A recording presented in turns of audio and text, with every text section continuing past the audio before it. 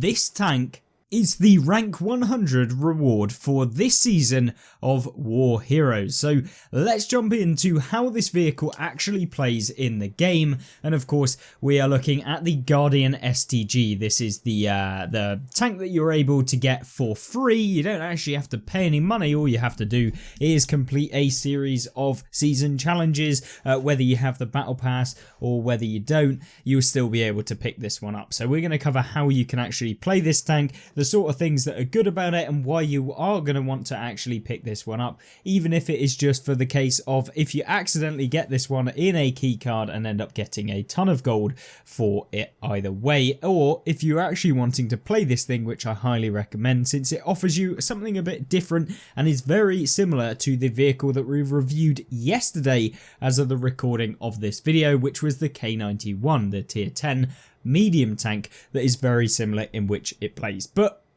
how does this tank differ? Well, this is of course a tier 8 vehicle, and it has 390 alpha damage because it has a 122mm, which for a tier 8 medium tank is very, very high alpha, and that means that you can deal almost the same damage as any other tier 8 heavy tank in the game. And this, of course, this is a medium tank, and that is really, really powerful for the sake of being able to carry quite hard in certain games, and also pulling off a ton of damage without having to, you know, think as much as you might have to do with a smaller alpha damage gun. Now, there are some drawbacks and we'll get into those in the gameplay, but for a quick one, I don't want to spend too long looking at the statistics of this vehicle as we'll go through that in the gameplay. But we're running it with advanced loader, we're running it with advanced optics, and we're running it with ventilation. Now, you could swap out ventilation for gun stabilizer, but as I always say on console, accuracy is very good either way. So 0.26 with the setup that we've currently got with my commander, which has of course 9 skill crew, but I would highly recommend, if you are not able to put steady aim, if you're not able to put snapshot on this vehicle, or potentially even run and gun, then I would highly recommend using the vertical stabilizer to boost up the accuracy. But we don't need it in the current build that we've got, and this is probably the more optimal build for this tank. So we're running it as it is, of course full premium consumables, and we are running with quite a bit of premium ammunition since we don't want to bounce very many in this thing, because if you bounce one, it significantly impacts your overall damage that we are going to be able to do. And because the standard penetration of this tank is pretty lackluster, I mean 212mm, not particularly great.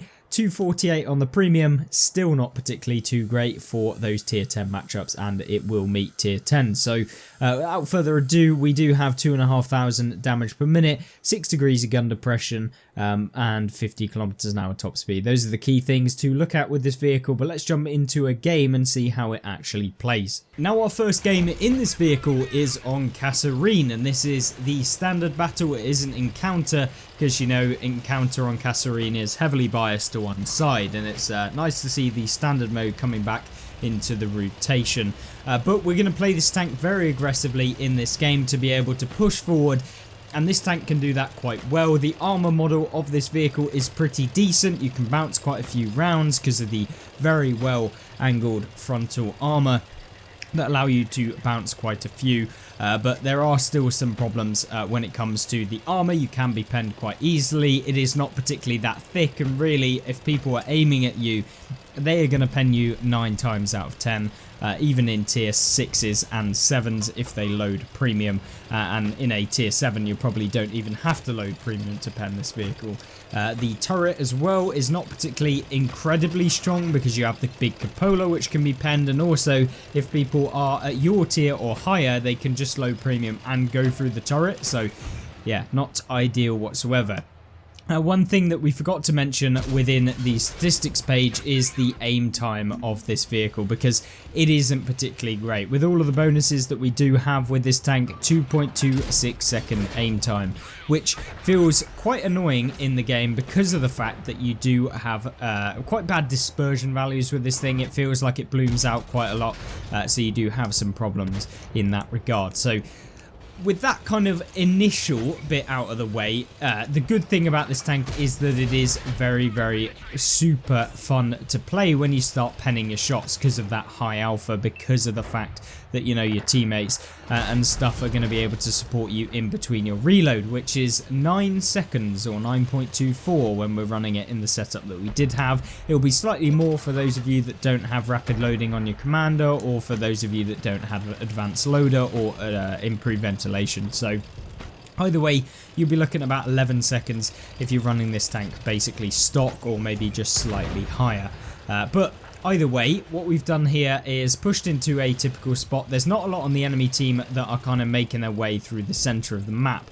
But what we want to do is take out these tanks that are kind of holding up our team on the south. We can do that quite easily. I was seeing a T-71 Dar there. I was hoping I could blind fire him if we saw the shells, but someone on our team pipped us to it to finish him off. But we find ourselves a little, I mean, fairly substantial, but a little boy in the KV-4, not quite as good as this one, but you're seeing him, of course, out in the open. We've got his broadside, and this is where those APCR rounds are decent. If you had the standard rounds here, it could potentially bounce, but luckily we don't have them right now, and we're firing those premium rounds. Unfortunately, it is a bit of a premium round firer, which means that you don't earn as much money in this vehicle as maybe you'd hope to.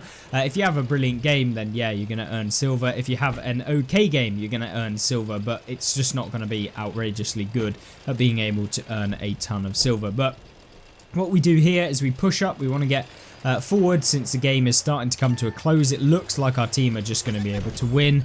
The Churchill 7 here does get spotted by us, so I'm just going to push towards him. We put this little bit of a rock in between us as we advance, make it hard for him to hit us. Aim that one partially. He bounces off of us because, you know, tier 6 and up against a tank that has a little bit of armor.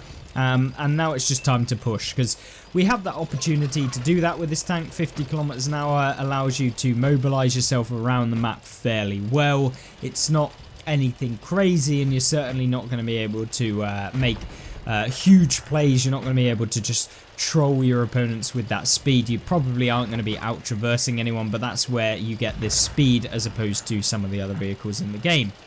Now, for the keen-eyed of you who have been watching closely, we have loaded a HE, and why is that? Because the Emil 1's going to be facing our teammate. And what's great about this vehicle is that it has 61mm of penetration with its HE, which is more than enough for the back of an Emil, which I think in the region of about 20 to 30mm on the rear. So, nice bit of extra damage from the HE rounds, and the HE round damage is actually 530, which is amazingly good for this tier, and you can really devastate opponents if you can catch them out, especially things like a Barask or any other light tanks that you might meet. Now then, we find ourselves up against a Ferdinand. I'm being an absolute bot here. We're loading standard rounds, trying to go for that lower plate. We're just waiting for it to aim in. We do hit him once. He then turns to us. Of course, the Ferdinand has a pretty solid gun. He almost sets us on fire because we are, of course, in a tank that relies upon the frontal armor of our vehicle, which for the most part has that engine on the front of the vehicle, which is not ideal. We do then hit him in the side, which still pens, even though I was aiming for the kind of a weak point like you see on the Type 4 and Type 5 Heavy. They have that flat plate on the Ferdinand, which can be penned as soon as they start to angle. But we've picked up 4.3k damage, which is a good game in the Guardian STG. And now it's just trying to find out where this little Hellcat 105 is.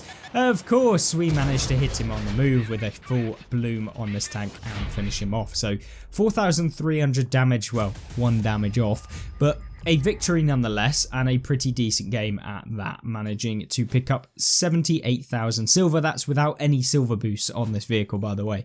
But yeah, 95% badge, so the tank is definitely played well. But yeah, not a bad game at all. So let's jump into the next one, because the next one is something that kind of feels a little bit nicer to watch. And by nicer to watch, I mean that it is a bit more engaging. We're having to fight for the damage in this game. We are top tier again. Unfortunately, I didn't actually come up against that many tier 10 games in this vehicle, which is surprising considering it's tier 8 and pretty much tier 8s play up against tier 10s most of the time. But that kind of skews it. I want to reiterate that the penetration on the premium rounds is not fantastic, so things like E100s, Mauses, Type 5s, Type 4s, any of the super heavy tanks tiers higher than you are going to be annoying to actually pen, so just be aware of that when you're thinking of getting this one. But what we're going to do here is we're going to take a pretty aggressive position, at least at this stage in the game. We want to push over to where this rock is over to my right. Now there's a Skoda T56 there, which is definitely not a tank you want to be getting hit by very easily. So we get into this spot here, and now we're a little bit safe. Now we are prone to artillery hits, which is not ideal, but we aim at the IS. It's an easy pen. We want to get him out of the game. The Skoda T56 we can get later on, and hopefully we'll be able to do that. We then side scrape off of this little area here and then start going for this A43 Black Prince, who's also getting pegged by our artillery, so a nice little one there. The A43, obviously thinking that he has a little bit of armor. It's a tier 6 heavy tank that is kind of like the Churchill 7 and the Churchill series, the Black Prince, etc. But luckily we don't have to worry about him. And then the Skoda gives us the side of his vehicle, and of course we miss, because thank you accuracy, I always love it when you miss those sorts of shots. But we pre-aim where the Skoda is going to be. We wait until he pulls back so we can track him. We don't actually get any tracking damage from it, even though we get a tracking assist, which is just saying that I think someone broke a module in the Skoda, which was most likely another track. But we do pick up 2,000 damage, and we haven't even taken any in return. So this is a good trade. It's a nice position to think of when you do get into this spot. We have got people coming from the east that we need to be a little bit worried about, but right now I'm trying to focus on getting the Skoda T56 out the game, because we don't want to be getting caught by him for, you know, 900 damage, which could be the majority of our hit points. Now, 2,000 combined damage in this game, you could probably end it here. You would make an okay amount of silver, but I want to try and push. I want to do something. Unfortunately we get trapped by the rock, but we do bounce one off of the side somehow from the T32. Now we know that this guy is pushing up, so what do we do? Well, we want to get forward. We want to try and find that shot. We do actually kind of not sit there for too long. We don't want him to snap us and pen us, but we do track him. So hopefully we pull over the ridge a little bit more and we go for the tracking shot again. But yay, it didn't even pen, and I'm expecting it to pen here since it was his track. It was the side of the vehicle. It doesn't particularly have the best armor either way. And then we're just trying to get this shot on the Skoda T56. We miss it again. Oh, fuming. We still haven't done any damage for like a minute in this game, but don't worry, because this tank can quickly rack up the damage when you do start to push forward with the 2,500 DPM, and all you need is a couple moments in the game where you can start pushing forward. Now we do start pushing forward here, which is exactly what we want to do. We want to get as much damage as possible, and then once again firing on the move can apparently hit things, but fully aiming doesn't. Lovely bit of work there. Now the T32 is a competent player. What we do is we land one into him. He fires at us, trying to obviously get a round into us. I'm more than happy to take a shell here. It's fine. We try and go for the tracking and damage, but unfortunately don't manage to track him, which would have given us a little bit more assist in this game. But hey ho, we can't win them all. And we'll just take the damage, I guess. But you never know. You could have tracked him, could have got some assistance damage there, which are boosted for marks of excellence if you are interested in getting marks. Now, I always say I would love to go for marks, and I guess once I've finished all of the tier 10s, we'll start trying to 3-mark everything in the game. It's going to be an absolute grind. I know it's probably not even possible, to be honest with you, given the amount of tanks there are in the game. But we're really focusing on trying to get as many tier 10s, and I just don't have time to play, you know, 50 games in every single tank to be able to 3-mark them, and of course even more in tier 10s to be able to 3-mark them. But we've done a fair share. And definitely this one would be a nice one to 3-mark. It certainly wouldn't be a real grind. I feel like it's got enough of stuff to actually make it a little bit fun to play. And you can see here we just go after the Dragon. I'm more than happy to take a round. It doesn't really matter. I'm not playing super sweaty here. Doesn't matter if we take a hit. We launch another one into him. He is now, of course, going to have to try and hit the front of our vehicle, which he doesn't even reload for, and the Bellerophon finishes him off. So we pick up 4,200 damage there with a little bit of assistance, and come away with, of course, the win. The Bellerophon having 6 kills that game, so a Top Gun, nice one. Nice work, Steel Black Tank. But yeah, coming second in the game, 1,487 base experience is not awful. and yet again picking up 79,000 silver, and we fired quite a bit of premium in that game. But nonetheless, hopefully that's given you an indication as to the Guardian STG. My overall opinion on the tank is that it is solid, it is a decent performer. Do I think it's going to be outrageously broken for loads of people to be picking it up for free as part of the season pass? No. But is it worth playing? Definitely try it out, give it a go. And hopefully you enjoy this vehicle if you have managed to get to rank 100, and I wish you all the best if you haven't yet.